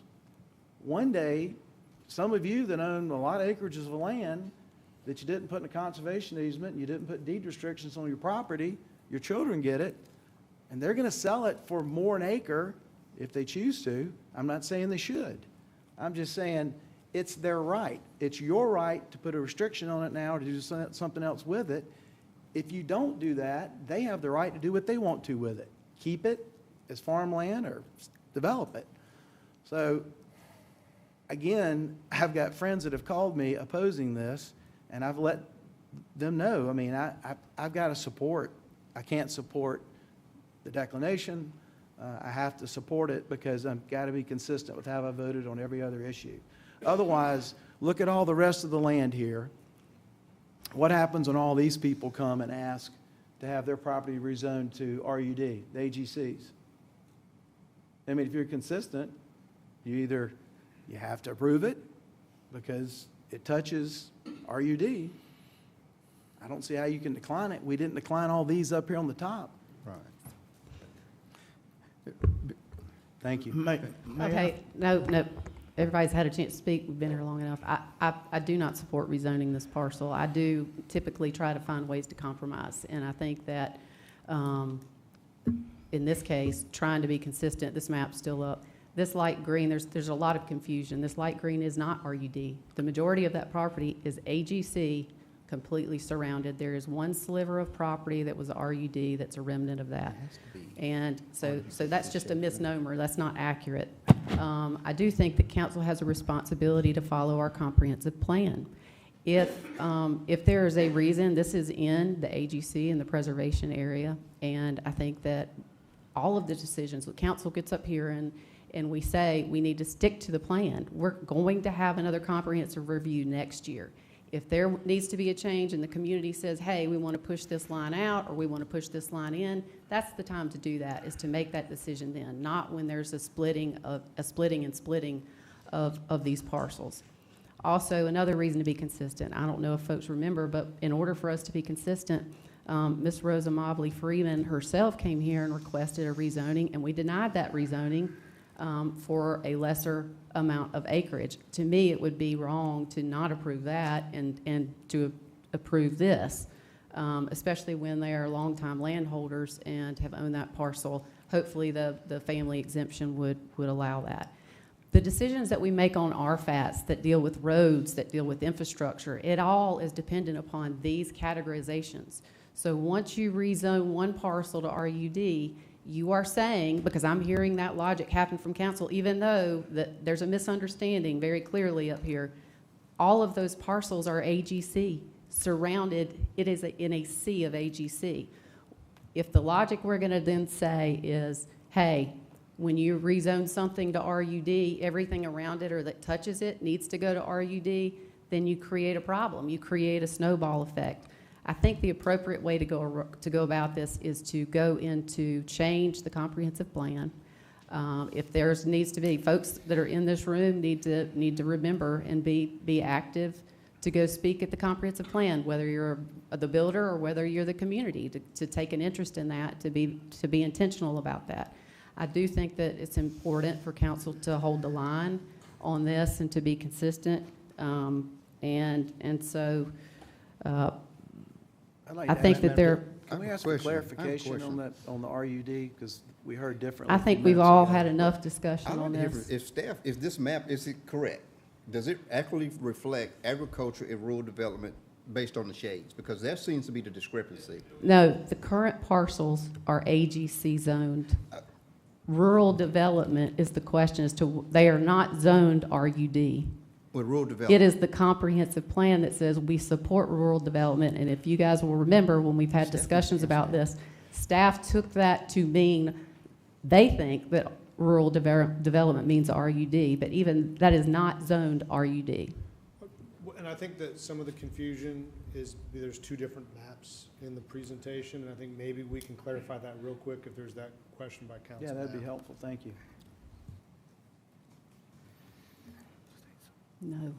No more. Yes, sir. We've all talked enough. So there is the two maps. So this map here, this is the future land use map. This is the aspirational map. So I know the colors are very similar and the terminology is very similar, but this is the aspirational, this is the planning, this is the guidance.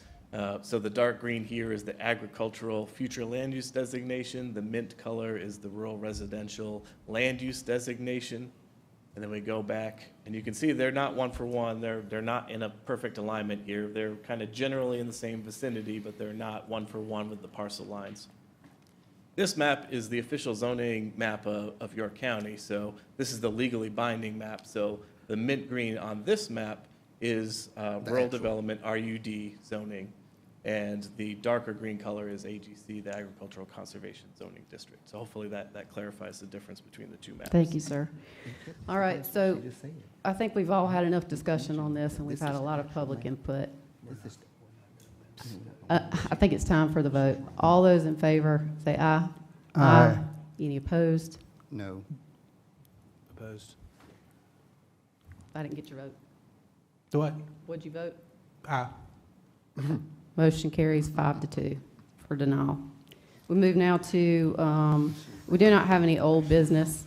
We move now to new business. Council to suspend the rules in order to adopt without referral to a committee the resolution approving the intergovernmental agreement by, between, and among the South Carolina Transportation Infrastructure Bank, the South Carolina Department of Transportation, and York County entitled Term Sheet for York County Projects Exit 82 and 90, authorizing its execution and providing for such further actions as necessary to perfect the county's obligations thereunder and as are related to thereto. Motion to approve. Second. We have a motion and a second to approve. Any discussion?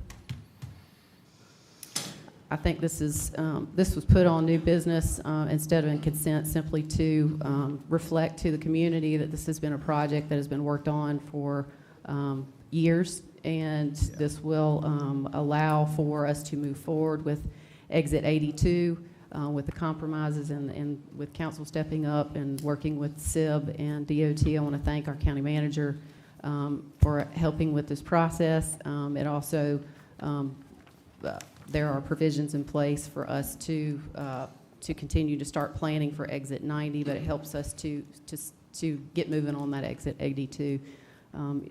Do we have any do you want to comment? Yeah. Well, I was just going to piggyback real quick off your comments. I do want to thank staff and council members in regards to working through this. This was a long fought battle in order to get this lined up, but we have an opportunity now to get these exits completed, long overdue, and the game plan is in place. So again, kudos to county manager, to Krista, your hard work, and the rest of the team. So thank you. Excellent. Yes, I appreciate that, and I just want to echo, I really appreciate the chair's commitment. You put a lot of work into navigating this. I think this shows the power of partnerships. We had great collaboration from the governor's office, from the SCDOT, from the chairman of the SIB, and for our state delegation. I do think it's important to thank Senator Michael Johnson as well. There was a lot of people that worked hard on this, and it took a number of months, even years, and I'm thankful to be a part of it. I'm thankful for our engineering team and Patrick Hamilton, who's helped throughout. And this was something that Michael Moore, a previous assistant county manager, worked hard on as well, and I'm glad that we've been able to continue his work to bring this to fruition. So we're excited to finalize this and continue the work on these 2 exits, and we're going to be a part of the work that needs to happen there. So with that, I just want to say thank you. Thank you, sir. Here, seeing nobody raising their hand to speak, all those in favor of the motion say aye. Aye. Any opposed? Hearing none, motion carries.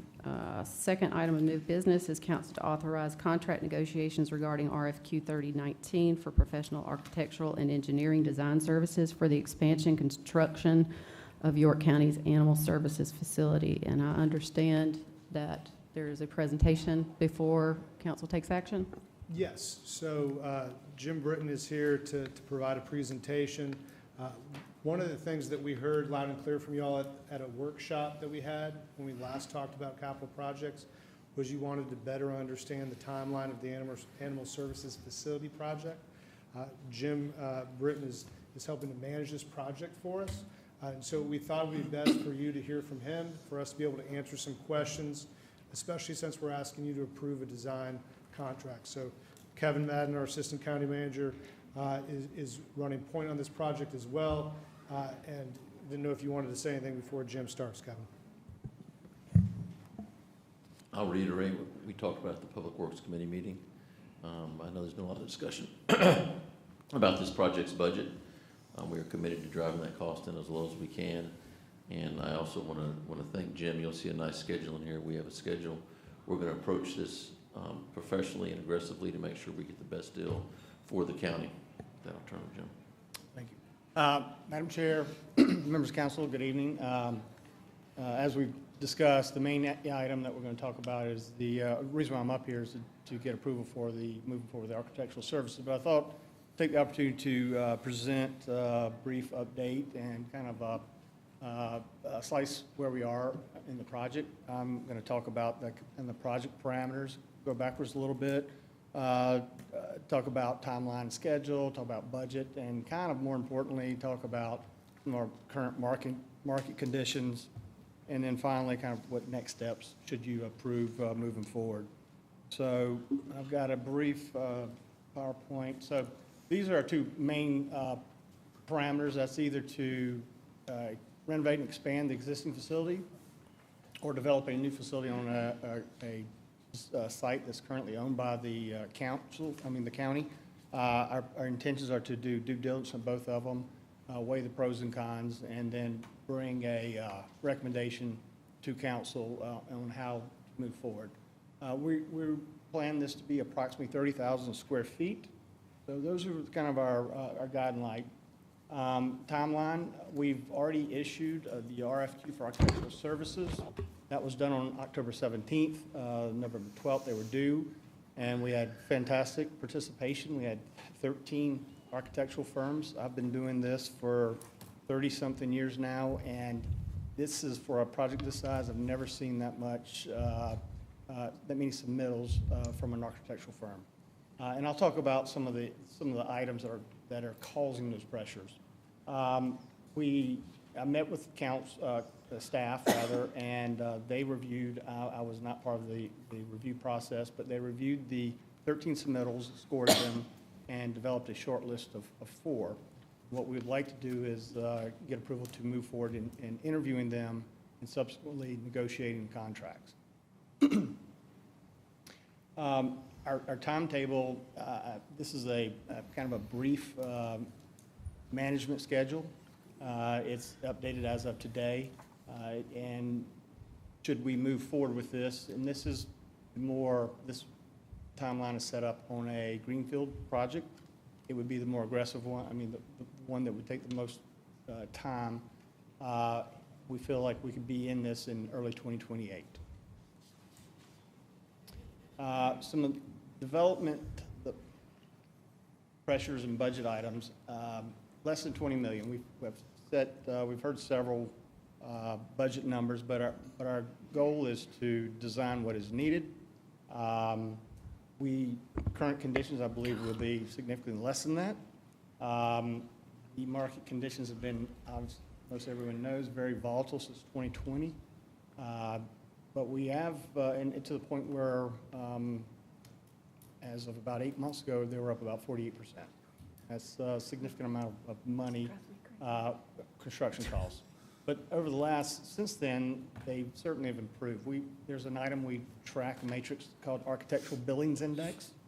It really is kind of a health of the construction market. Right now, we're at a 45.3. Anything above 50 is a robust design market. Anything below that is declining. We've been in a declining market, and it is forecasting for the next 9 to 12 months. That tells you we're moving into a buyer's market. We've bid 2 projects in the county over the last 6 months. Both of them been more than 10% under budget. So we feel good that we're moving into a market where we'll be able to maximize the monies for this project. And then next steps, should council approve moving forward with architectural negotiations and interviews, we will wrap those up in January and bring to you on February 2nd a recommendation to enter into a contract with the architectural firm. We will begin our due diligence on both facilities and then bring forward a recommendation in March, and then we'll initiate the design for the project in earnest. Questions, I'll be happy to try to answer. Jim, I want to thank you for the presentation and thank you for the information. This has been a topic of discussion for many, many years, much to the frustration of, I know, many in this room. Definitely appreciate your help getting this moving forward. I can't, if you'll go back 2 slides, I can't let it go. That first number at that 20 million, that's never been something that council has entertained. 16 million was pushing it, and I wanted to make sure, I don't know where the rest of my council, I feel like that this council has been consistent with what they have said, and I understand we're building a Corners facility for $7 million. I think we ought to be able to build this animal control facility for what council has already said is their upper threshold for this, to save the county taxpayers money. That number is just too much, and I couldn't let it go without commenting once again. Well, I've run a development budget. I kind of hold back because we don't know everything about the site, but what we call a 5-foot number, that's the building itself, foundations and up. I think we're going to be around $12.5 to $13.5 million. The site, depending on what it is, utilities, acquisitions, I just don't know enough about the site itself. Now, $20 million is, I don't know how to address that. I would say this, if the budget, if we need to be at $16 million, I feel like we can deliver, that the county can obtain that project for that budget.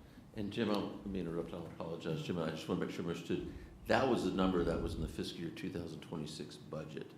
And so that's why that number was put in there. Jim and I talked. Yeah, but we kept wondering why that number's in there when the majority of council didn't, and we have other needs with our sheriff's department that you know, that we need to be mindful of. We added the part in there behind that, just as we related it in the Public Works Committee meeting. And Tommy told me the next day that I did good on this, because this is a fact. We do expect to be significantly lower, but we're going to build the best shelter we can for the citizens of the county, for the employees that work there and volunteers that work there. We're not trying to build anything to stop euthanizing. We're euthanizing multiple days a week right now. That's not what it's going to be for. I discussed the Public Works Committee, but we wanted to be consistent with what was in the budget. That's why we put that number up there, but that's why we added the stuff behind it as well. Y'all have been consistent. We've been consistent. Well, our numbers are different. Can you tell me, with this schedule that you've put out, when do you think we're going to actually be seeing bids? I'm not sure I'll be able to read it from here, but we're looking at bid dates. Like December. around, yes, November. And I'm being, November 26th. that's, certainly could be done quicker.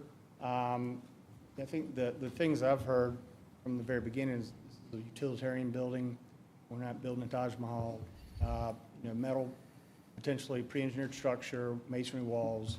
I don't think any building should be vanilla, but it would be a very utilitarian building to start, and I think that's one of the principles of what I think the more council has options and the more that, I just wanted you to understand, at least my understanding where council is, clearly there needs to be improvement.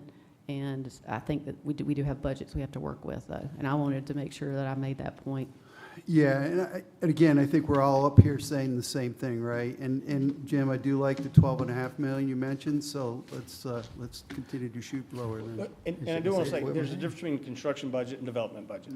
So the construction, the 5-foot number, I think that's kind of 12.5 to 13. The site part is tricky, because we just don't know what we don't know at this point on the site. We appreciate your hard work. Thanks, Jim. Well, I want to go on the record to say, in our Public Works Committee meeting, we talked about 16 being the target. We didn't say 20 was the target. I know we're going to come in under 20, but I don't want to, and I hate you even said 12 and a half, because you're going to have some people that's, you're going to have some people that's going, they're going, if you come in at 13, you're going to get chewed out. Yeah. Construction number. Yeah. So we also always get those confused, But I've talked to Kevin recently, I've talked to Jim recently. The construction area has changed and shifted in the last several months, so we do look to see some good bid numbers come in when we do get it out to bid.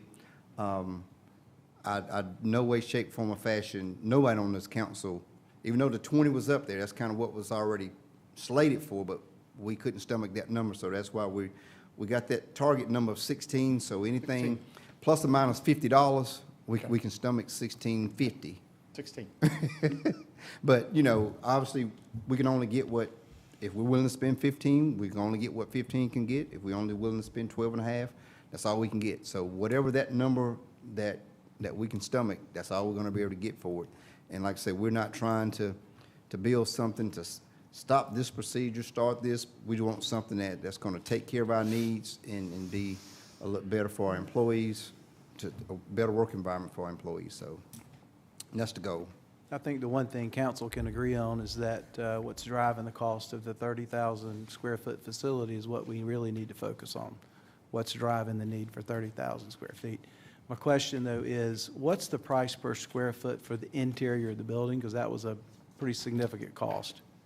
Well, the cage, so again, going back to utilitarian Vet clinic, construction, everything. Then you've got the cages and the access and the guillotine doors. Those are quite pricey. And Right. so the fit and finish is and it's a unique structure. You don't run across these Right. very often. Do you have an So, estimated number per square foot? I'd have to boil it down to, if you're putting me on the spot, I can come back with a number, but I do not have that. I'd just be curious to know, because that is a significant expense, is based on what I was told, I don't know, a year or two ago. The inside of the building, a metal building is pretty easy to build, but the interior of that building is kind of expensive.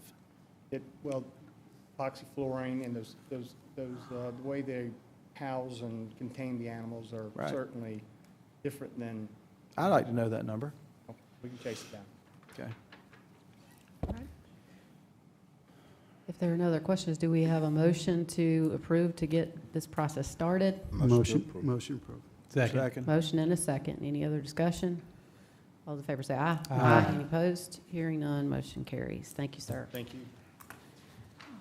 We have item number 8 that we pulled out of consent agenda, which is our final action item. Council to consider first reading of an ordinance to amend Chapter 70 by adding new Section 70.11 of the York County Code of Ordinances as it relates to the regulation of golf carts operating on and within the county public roadways within the Baxter Village Traditional Neighborhood District, and to provide for other matters related thereto. Do we have a motion? Motion to approve an amendment to strike within the Baxter Village Traditional Neighborhood District. Do you want to add anything about stop signs instead of stop lights? Nope, okay. Do we have a second? Motion fails for lack of a second. Do we have a new motion? Motion to approve. Second. Motion and a second. Any discussion? So. Yeah. Go ahead.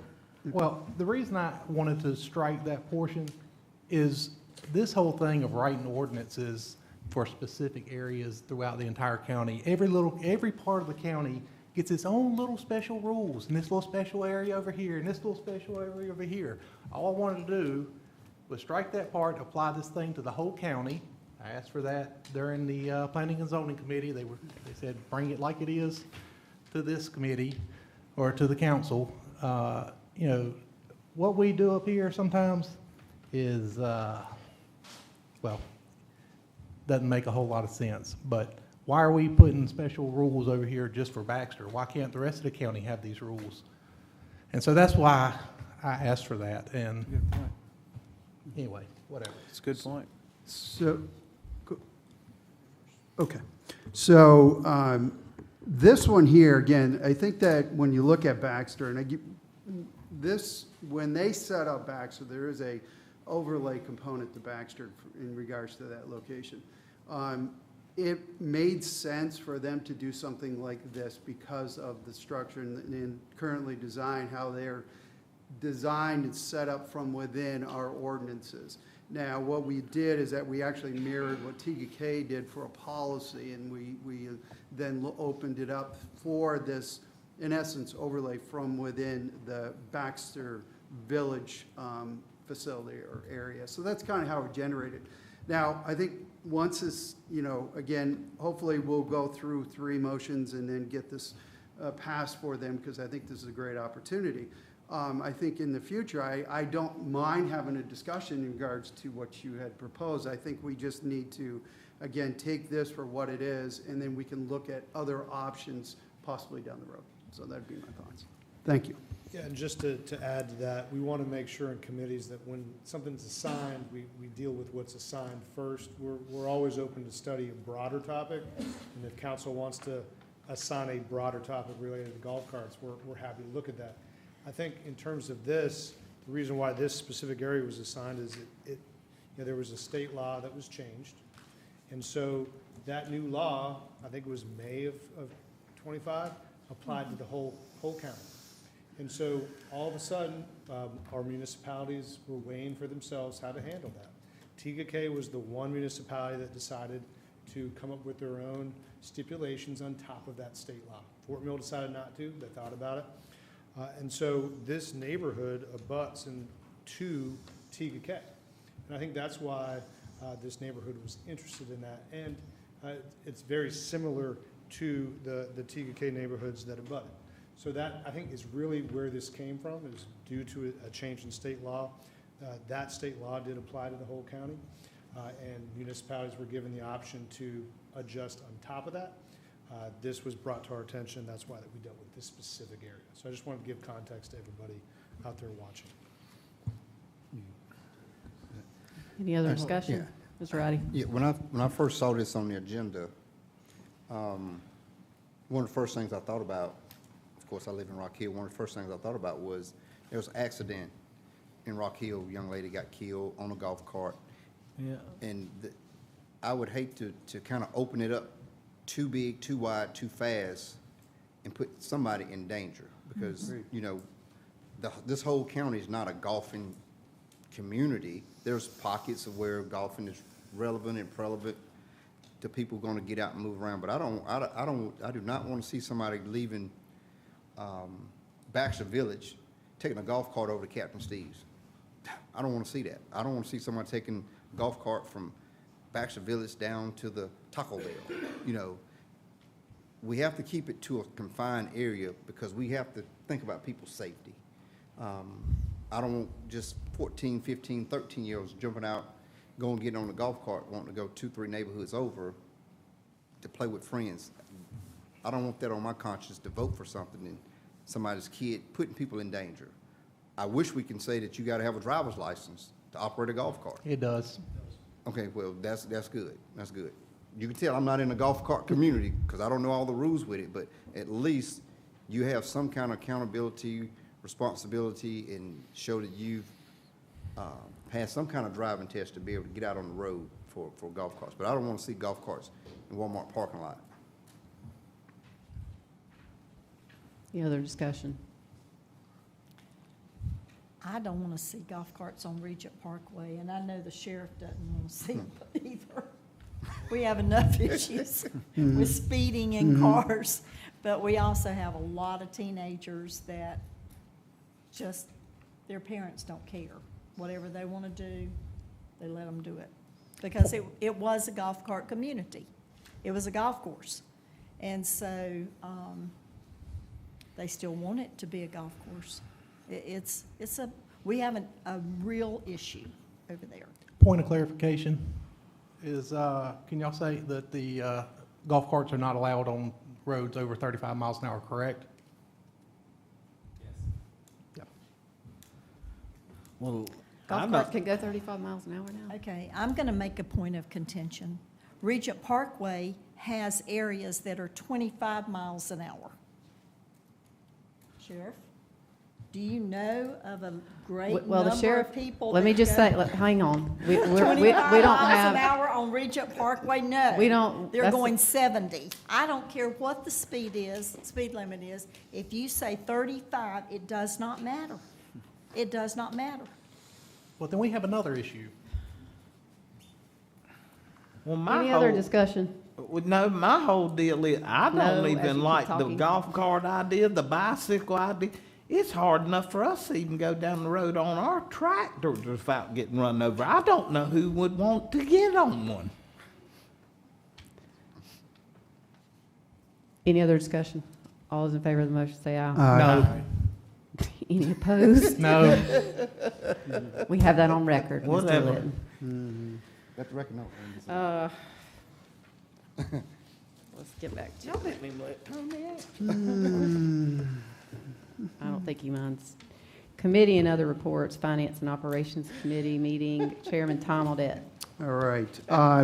December 15th, we had our F&O meeting. Present was Councilman Rodney and Councilman Atkins.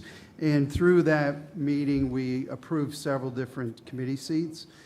First of all, we approved the 2 at-large seats for the Rock Hill York County Convention Visitor Bureau, and that would be George Tilson and Rob Mason. The next we approved for the Planning Committee, and that would be for District 2, and that's John Segura. Next, we approved Catawba Regional Workforce Investment Board, and that was approved for a second term from Michael Peaks. Next, we also approved a seat for the Catawba Workforce Investment Board, also for Sandra Goodman. And then lastly, we appointed Ashley Hamilton also to a second term on that board. Lastly, we did approve allocations of funds for District 6 for the amount of $5,000 to York County Regional Chamber of Commerce Foundation. And that is it. Thank you. Thank you, sir. Economic Development Committee meeting, Chairman Watts Huckabee. Thank you. Yes, we met on December 16th, and there were 4 items on our agenda that we covered. The first one was a discussion regarding the Economic Development Board and their focus. And if you guys want a copy of what was presented, Karen can email it to you. This is it right here. Mainly what we talked about with the board, this is the newly creation of this board. I think it's been dormant since 2019, I believe, or maybe 20. So anyway, 7 members of the board, each represented from each council member's district. And the focus of the board will be to attract higher wage projects into York County, community vision and investment, small business support, workforce development, and enhancing mobility, quality of life. The board's 4 main priorities will be Project Trail Mix, Next Crop York, Digital Main Street, and I-77 South Corridor Plan. Mitch has already met with, I think by now, he's met with the last member of the board. There was one he was meeting with after January 1st, so I think they've already met. So anyway, really applaud Mitch for getting out there and meeting with them individually and talking about this new responsibility and what their action items are going to be. So, the second item we discussed is over in Clover, there's a 16-acre parcel of land. Some of you have probably seen it. It was the old American Thread building. It's 216,000 square feet. It's a historic building. There's a third building, another building on the property that's 3 stories. They're looking to renovate those buildings through a bill called the Bailey Bill. This is basically where you take the tax revenue on the building up to 20 years. You can abate the taxes for up to 20 years as long as you invest 20% of the value of the property back into the project. Doesn't have to be 20 years. It could be 10, it could be 15, but this is something that ED committee is going to talk about further and come back to council. Zach Lester, who's the town administrator for Clover, came to the meeting as well to present his support for the project. And there are actually 3 municipalities in York County, Clover, York, and Fort Mill, that have taken advantage of the Bailey Bill. So this is something that's already been done here in York County. It's a creative way to restore properties, and that is a pretty magnificent building. And when it's finished, it's going to be something for the town of Clover, that's for sure. Next item on our agenda was the Newport Small Area Corridor Plan, the tentative scope. So Tom Couch actually led the conversation on this particular project. Really appreciative of everything that he's done thus far. As you know, that area of the county is seeing rapid growth. There's a lot of pressure on that corridor. All of us probably came up, most of us came up 161 tonight, and I'm sure you ran into the same traffic I ran into. It's a major issue. It's unfortunate that we didn't get ahead of this 3 or 4 or 5 years ago, but there are safety concerns. There's congestion along 161 and 274 that needs to be addressed, and through this action, we feel like we can do that. There's a need to coordinate land uses and infrastructure decisions so we can be really intentional about what this area looks like from a development perspective. And then directly, this is part of the strategic plan and the 2035 comprehensive plan too. So this work will take 10 or 12 months. They're going to come back to our committee. I don't think we're meeting again until February, but they'll come back to our committee meeting then and give us another update on where they are, and then we'll bring this to council for consideration.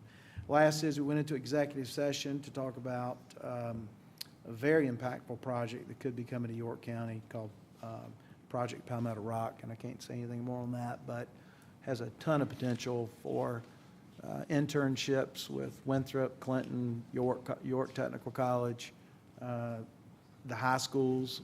So it's a pretty neat project if we're able to bring it to Rock Hill at the Palmetto Research Park. And that concludes our report from the Economic Development Committee. Councilman Audette and Councilwoman Cox were in attendance for the meeting. Thank you, sir. We do not have any citizen concerns tonight. Do we have any council member new non-agenda comments before executive session? Absolutely, I do.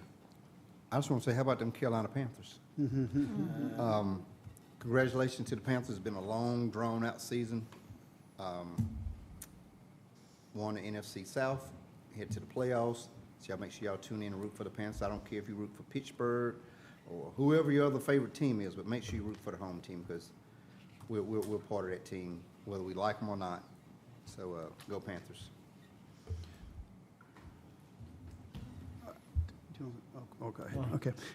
So again, tonight, as we've had in many council meetings, we've had a lot of information continue to be presented to us about SILFAB. We appreciate what the community is doing and what they're presenting. I thought tonight was very eye-opening, I think, especially when we started talking about or getting presented to about the USC study. You know, the description and the content of it was I thought, very alarming, and the concern about the credibility and foreseeable issue that could impact the kids from this, I think is alarming, and I think that as a council and I think as a staff and our legal, I would request that at least our staff in legal look into this and identify what we can do for next steps. The other concern I had was around the AG ruling and the ability for us to hold back or pull back permits. I think that I would request, again, staff and our legal team to review that and understand how we can move forward to manage this and police this as per noted from AG. So that would be my request. Thank you. Okay, as a follow-up to Tom, I have the letter that was requested by Jackie, our representative, the Honorable Jackie Tarabal, to the AG and asking about whether the council could revoke or stay permits. And there was quite an extensive research done by his office with if you look at next to the last page, there is a statement at the very bottom. It says, thus, based upon our research, our Supreme Court, as well as other courts, have generally required that there be a close correlation with the promotion of health and safety in revocation of permits.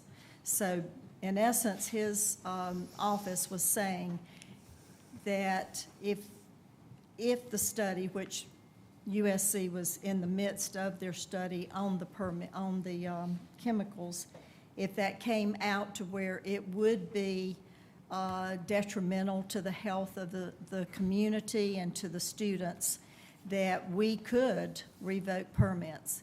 And in light of this, I would like to ask that Karen is going to give us information, I guess, when we get to executive session on what was presented. And I think there's going to be other documents in this packet that we will need to look at and take this into serious consideration to hold and stay any future permits until a judge has made a ruling on the BZA decision, which, as I understand, there was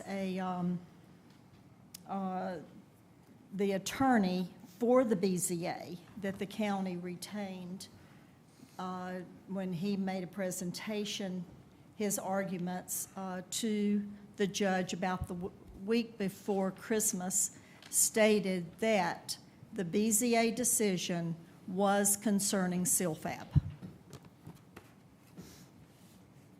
That's all I got to say. Do we have any other topics before we go into executive session? Anyone else? Oh, the only thing what I was wanting to say a little bit ago when we were talking about the RUD and the AGC. When zoning went in place in '87, they were given options. A lot of the farms and the ag land was put in RUD and ag. And there's a lot of farms in York County, including in the Blackjacks, that were put in RUD at the time. So there are RUD parcels of land in ag use all across the county that are already in RUD, and they didn't get rezoned to that. They were automatically put in that because the people had the option to choose what they wanted to be in automatically. Matter of fact, our farms were one of them. All right. Do we have a motion for That's what executive session? One other item real quickly. So this was not on our agenda for economic development, but I brought up, after we went through with Costco, I thought it made sense for county staff, county council to consider putting together a spreadsheet of all the incentives we have out there. So any incentives economic development has put together over the years, we've got a list of these incentives so that the school districts, the municipalities, and the counties, we're getting ready to go into our budget season. Wouldn't it be good to know what incentive packages may sunset? And so we begin to get more revenue off of some incentive we put together. So anyway, I've brought that up out of committee. And the second thing is, I didn't bring this up out of committee, but I do feel like it's important to mention, and that is that obviously we're getting ready to go into budget season. All of us are tax adverse, but there are responsibilities that we have to consider for the county. And so there's really two ways to do it. Either you bring in enough economic development business to offset the need for a tax increase, or you have a tax increase and you bring in economic development projects. So it seems to me that it might be a good idea for us to take a look at economic development and begin to set a goal for how much economic development business we're looking to bring into the county per year. And maybe we could get to a point, some point in the future, where the revenue generated from those economic development projects helps drive our budget instead of tax increases. That's it. Or maybe less than tax increases.